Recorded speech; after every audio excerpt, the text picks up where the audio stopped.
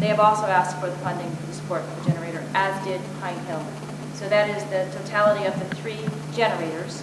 In addition, the Big Indian Olivera Firehouse has put out to us a very clear budget for the needs of expanding their existing firehouse so that in the event of another catastrophe in the Big Indian Olivera Valley in particular, which is extremely vulnerable, they will be able to house emergency staffing. They'll be able to house some of us who actually live in that valley who would then need to be evacuated. So that explains the numbers up here. It will be for a total of $348,000. Thank you.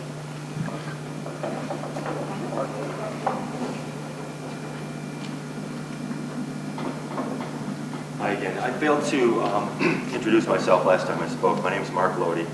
I'm a landowner. I live in Chichester. I own a business in town. And I'm on this committee just because I love this neighborhood, I love this area, I love living here, and I think this is a means to really improve our community going forward. So we have the backup power generator. This is going to be a permanent hardwired fixture at Town Hall that will provide guaranteed electricity in the course of a power outage.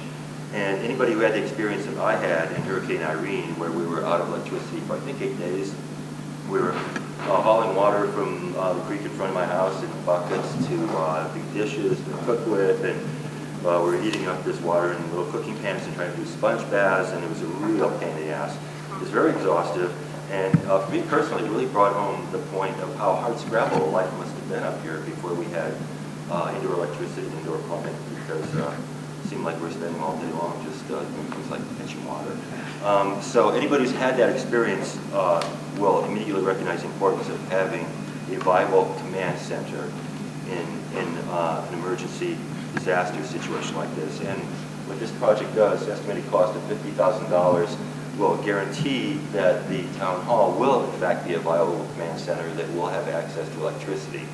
Now, if you're a little bit confused over the previous slide that Doris spoke very beautifully about, in which we are envisioning a new town hall complex in a different location that would be out of the floodplain.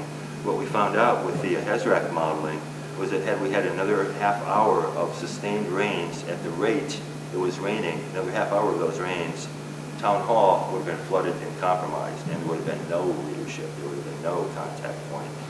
So we feel that in lieu of a whole new municipal facility that you saw on the other slide, this is the next best chance we have to guarantee a viable command center, $50,000. Thank you. So those are the town of Shandaken proposed projects. We're not going to go into detail about our featured projects and our aspirational or resiliency recommendations at this point, because that's something for the longer-term future.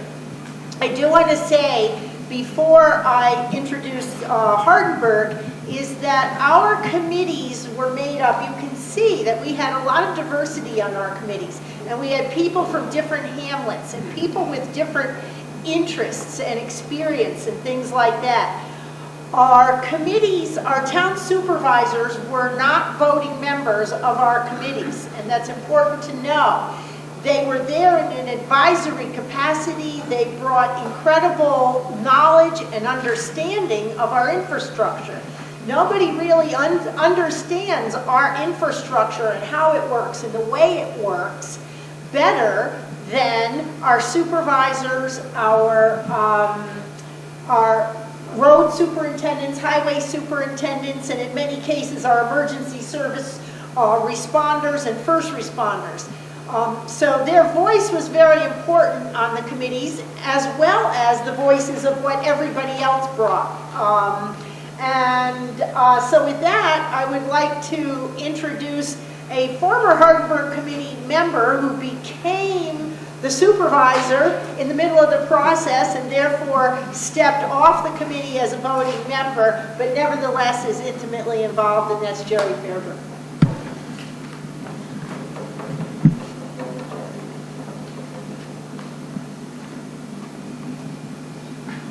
Good afternoon, everybody. My name is Jerry Fairburn, third generation on my farmstead in our community of Hardenburg. We've lived there basically forever. We have some projects that we're going to address. I think town of Shandaken has covered a lot of our aspects, consideration of all the projects by everyone who came and spoke. I will say that I have participated in 8 FEMA declared disasters starting in the January 19th flood of 1996. I would like to think that I'm qualified to give advice on our infrastructure. If I'm not, I have no idea who is. With that being said, we'll move on to some of our projects here. That's Hardenburg, can't get there from here. Hinckley Road Bridge, if you look at both these slides, you'll see, and it's been declared by FEMA numerous times. As you know, FEMA will only bring back to the pre-disaster condition. And I do believe that looks like it needs fixing. So that's one of our projects, the Hinckley Road Bridge replacement. You got other slides for me? I do. This is your overall list, and then this is kind of what you're doing everywhere. We're doing about the same thing as Shandaken. If you want to back up, I'll just run over that list. If you don't have any other picture slides, We didn't do back it up. Okay, I'm fine. Fox Road, Millbrook Road Bridge construction. First of all, I want to say that all these bridges, everyone past these bridges were effective for days and days, if not weeks, after 1996, 2004, 2005, 2006, 2007, 2008, which was not a declaration, and of course, Irene, Lee, and Sandy. Again, I say, FEMA only brings it up to what it was. Pretty pitiful. Fox Road, Millbrook leads to Upper Millbrook. After Irene, that was the only ingress, egress to Upper Drybrook, Hardenburg. We had a bridge out below our county line, known as the Arthur White Bridge, so we could not get to Drybrook from Drybrook Road. We had to come over Millbrook Mountain or in through 49A, which is at the bottom of this facility. And there again, that was out for quite a while. We got a temporary back in. Now the Millbrook Road Bridge replacement, that's on Millbrook. Again, that's been declared numerous times for abutment failure and so on and so forth. Brought it back to what it was, but bigger and better. That's what we want. That's what this program is about, I hope. Ryder Howard Road Culvert replacement. This is at the lower end of Ryder Howell, I believe, and the intersection of Todd Mountain Road. This is a critical culvert replacement, which will be a bridge. It gets us to Town Hall. It gets us to our Ryder Howell Highway Department. And if it's not passable, nothing happens either way. And it also affects Upper Ryder Howell residents, emergency service, and so on. Ryder Howell Road Culvert to Bridge replacement, that's pretty much what I just spoke about. Some errors along the way. Deck's done a great job. There are some fallacies, always will be. Old Baker Road, Ryder Howell, that's the other thing that is similar to the Ryder Howell Road Culvert replacement. Same situation, same old culvert, there again, damaged in most of the events. You want to move on? I think typical bridge upgrade is same as Shandaken, general benefits. Let's be serious, we want to get in and out of our township for emergency, our residents, medical needs, ambulance needs, etc. Plus, once we are trying to recoup from a disaster, we need to get materials in. Large trucks. Most of these bridges are rated very low, 3, 4, 5, 6 tons. I don't know. I won't take a tractor trailer, but we do it. Stabilization, embankment. that is on the Beaver Kill. Currently, the road is under FEMA, but the bank is being washed away by the stream below. It is my understanding that the Beaver Kill Stream Club is doing a total stream survey and will eventually do something to stabilize the toe of this bank there. If they don't, that would be one of our projects if we had money enough. And it's also my understanding from the state of New York that the stream owner is, and I say is, responsible for their own stream. But in this case, it impacts our roads, so therefore we may be able to help depending on how much funds we got. This is kind of cute. We have Covered Bridge, which is on the state and federal historical society. It does cause an impediment when we have floods, so we'd like to move it to dry dock, so to speak, put it on maybe 3 or 4 foot high abutment with either native stone or hard rock stone and so on and so forth, and still be there. And it will immediately affect the elevation of floods. We had a huge backlog behind that after Irene. There again, your benefits are as stated. Backup power generators, that speaks for itself. Currently we have none. We'd like to do 3, that'd be for down hall, 2 highway garages. As you may or may not know, we have redundant highway garages. One in the Beaver Kill at 192 Alder Creek Road and one at 51 Ryder Howell Road in Ryder Howell. You can't get to one to the other without not only going out of township but out of county. Huge. So we're looking for 3 generators there. That could go in really quick. That's a reasonably good estimate for that. And we would have an owner-operator do the benefit of contracting on that, so there'd be no prevailing wage as he would not bring a helper. And it would be a fixed installation as will be the one in Shandaken as was previously listed. You're going to introduce Sally. I'm done. That's how you get it. Thank you, everybody. Thank you. Hi, I'm Sally Fairburn from Hardenburg. Jerry and I are not related. We're going to go together, right? We went to school together, and the Fairburns all say they're all related anyway. I just married into the family. We're going to talk about broadband over in the Beaverkill Valley. Jerry said you can't get to Hardenburg from here. Well, you really can't get to the Beaverkill from here. If you saw that straight line on the map, somebody was playing games and they drew those lines and didn't take into effect the how the valleys and rivers really run. In the Beaverkill, they do not have broadband, and when those of us who have broadband cannot imagine living without it.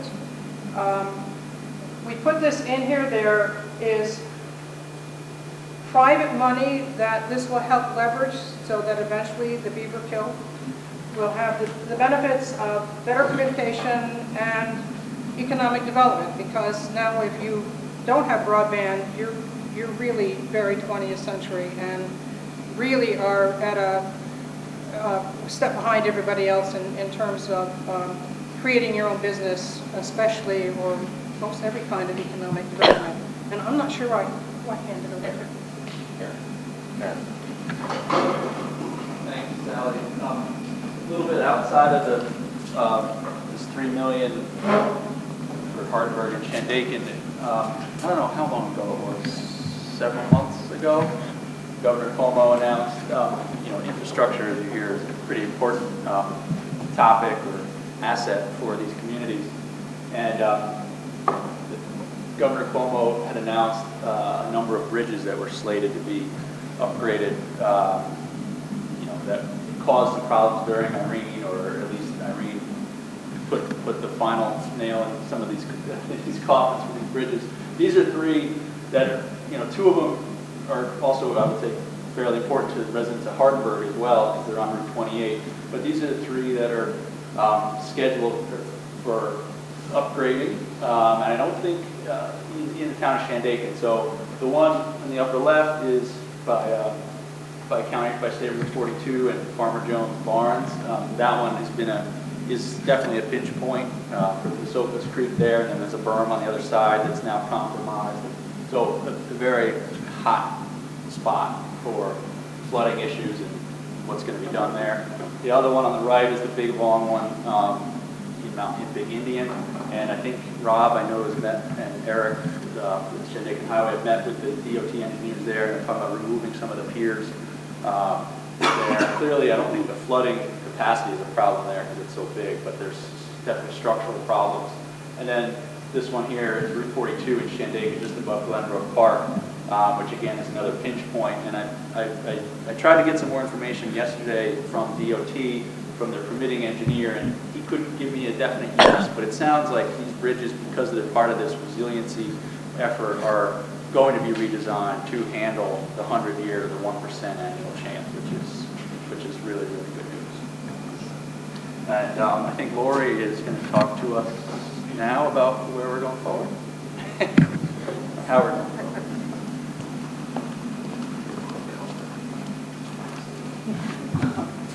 I just wanted to go back for 1 second. If those three bridges, I believe, were on something that we all are calling the governor's list of 100 bridges. And with those 100 bridges is the requirement that when they are built back, they will be built back to the 100-year or 1% annual flood chance, so that the floodwaters can flow more easily under them. So that is an important thing, and it is a great thing that the state is undertaking these, because it's incredibly important to Shandaken, has benefits for Hardenburg, and it's being done without having to be looked at through the funding that's available to your communities through New York Rising. And it complements a lot of what we see in the plans for both Shandaken and Hardenburg. Upgrading infrastructure. It is one of the primary themes of the plan that came out of this committee. So those plans are available on both communities' websites. They are also available on the New York Rising website. Also on the New York Rising website is the executive summary. So you can take a look at all of the communities across New York. There were 102 communities that participated in 45 committees just like this. And all of those plans are online. And if you want to see what other communities have done without having to read every one of those very, very lengthy plans, you could take a look at the executive summaries. I think it's a good snapshot of every plan. So where do we go from here? Well, we know there's $3 million. We know we have some projects that we want to see advanced. And now comes the time to talk about advancing them. So throughout this process, it has been a cooperative process. Communities have worked together, committee members have worked together. We've had state agencies cooperating with us, and we're going to carry that kind of spirit through in the implementation phase. So the state is the grantee of the money. They are looking at all of these projects that are listed as proposed, that have been found to be preliminarily eligible for the funding source.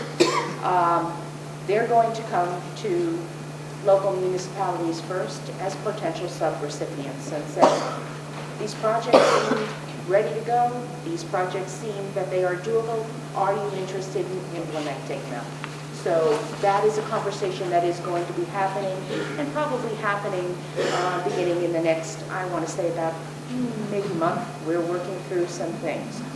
Once subrecipient agreements are in place, the projects will have to advance following all the federal rules and regulations that are attached to the money. We are working at the state level to put together resources to help municipalities build out their capacity to administer these funds and administer these projects. That's in the works now, and I will have more details as that unfolds. So I unfortunately can't answer every question about that, but certainly know that the state is cognizant that in some municipalities, $3 million might be more than their annual budget. And how would they handle the influx of that and managing projects? The state wants as much of this money to get out into the communities and into the projects as possible. So they're looking at helping by providing resources. How would the money flow? More likely than not, while we're calling it a reimbursement program, because it is, we're going to call it a just-in-time reimbursement program. So you would perhaps contract for a particular service, engineering, construction, whatever that may be. You'll be invoiced for it. When the work is complete, you submit that invoice. It is reviewed and approved in accordance with whatever the scope of work might have been. And the money is put into a non-interest bearing account that you will have set up, and the invoice can be paid. The governor knows we can't expect communities to lay this money out up front, so we're working very hard to make sure that that's not the case. And so that's what our next steps are, coming back to our potential sub-recipients and saying, this is a great project, it hits all the right buttons in terms of eligibility and reducing risk. Do you want to implement it? Do you want to be involved in the implementation? And that's a conversation that will generally go to the local municipality first. I know we made reference to other funding sources. So while there's $3 million for Shandaken and $3 million for Hartford, the state is committing to help communities find other funding sources. So one of the big things right now is the consolidated funding application. And if you're not familiar with that, several years ago the governor set up something known as the Regional Economic Development Councils. There's one in every region, and they look at the needs as a region. What do we need to do to improve our quality of life, to stir our economies, to shore up our infrastructure? They come up with a set of goals. And then there's a funding application that goes in for funding from a variety of state agencies. And it is a significant amount of money. And this year, New York Rising Communities are going to be given priority consideration in that process. So when we look at the featured projects, when we looked at the additional resiliency recommendations, there are opportunities that those projects can actually advance. So I think it's important that we make sure that we're taking a look at what the CFA is. I'm going to be getting out to the committee, to the local municipalities, information about workshops that they're going to be holding so that you better understand the process. And so we'll go from there with the CFA funding. As you can see, there are other things that are coming up. And some of them are particular to this region, but the FEMA flood hazard mitigation funding is going to be coming up for another round in July. There are projects in our plans that would certainly meet hazard mitigation standards. So keep an eye out for that in your communities and make sure you're applying. I'm not as familiar with the other programs, the watershed program, the Catskill Watershed Corporation's flood mitigation program. There's potential for some of the projects that are in this plan to be funded through those programs.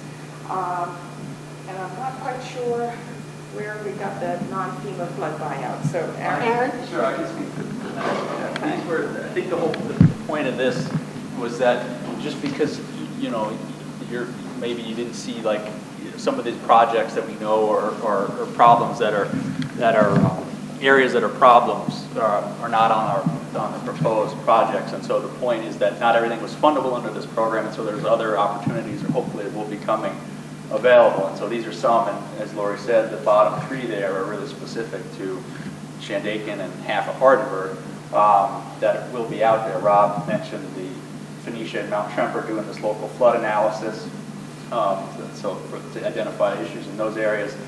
And the two on the bottom are ones that are coming up that are in the works and program rules and things of that nature. Contracts are being drawn up to outline those, but it's basically to help people get out of the way. And you know, really the spirit of this program is to get out of the way or build back better. But these are New York City DEP dollars. This one here is a program that will be for those I can speak to Shandaken because there were 40 post-Irene, there were 40 property owners that were eligible for FEMA dollars. and started in the process, and currently there's only 19 that are moving forward. So there's 21 there that, are going, they're going to have problems again in the future, I think it's safe to say. And so for whatever reason, they dropped out of the FEMA program. It was too long. They didn't like the number. So anyway, this program will be coming out that might help fill that gap. So that, That's your hand up.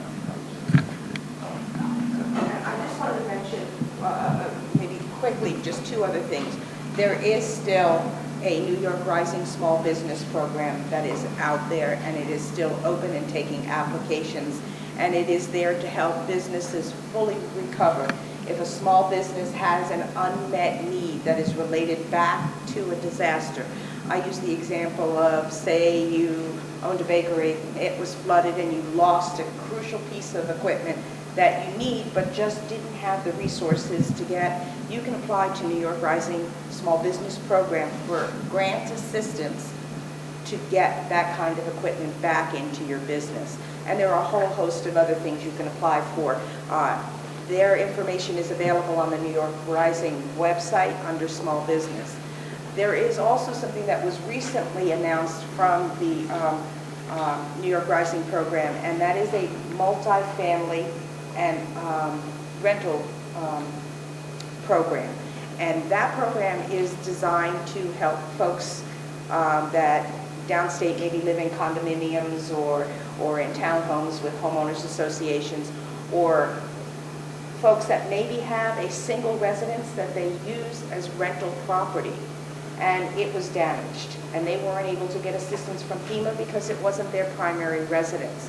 But it is still an important asset in the community. People rent homes. We need those homes to be in good shape, available, more resilient to future flooding. So New York Rising recently announced the opening of that program.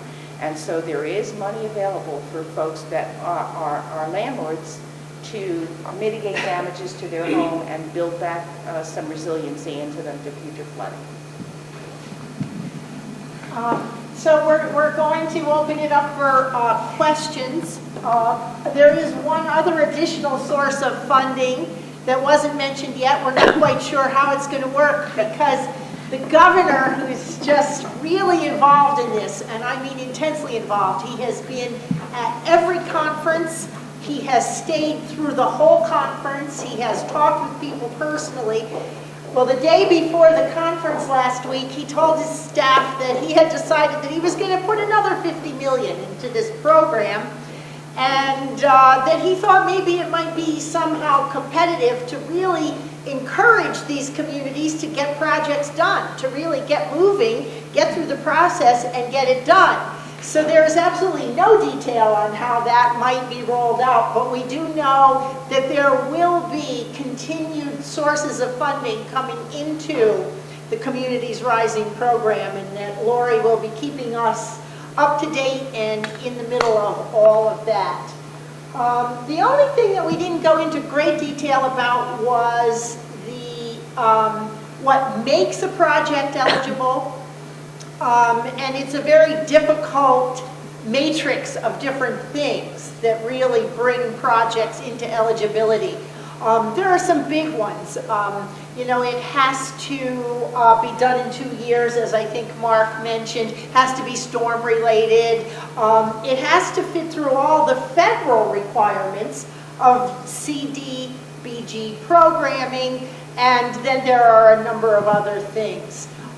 So while we're not going into detail today on every single specific, it goes without saying that it's a complicated matrix, and we did have to make sure that everything on our lists would be able to ultimately get through that process. So with that, I would like to open it up, and does anybody have any questions? Gary?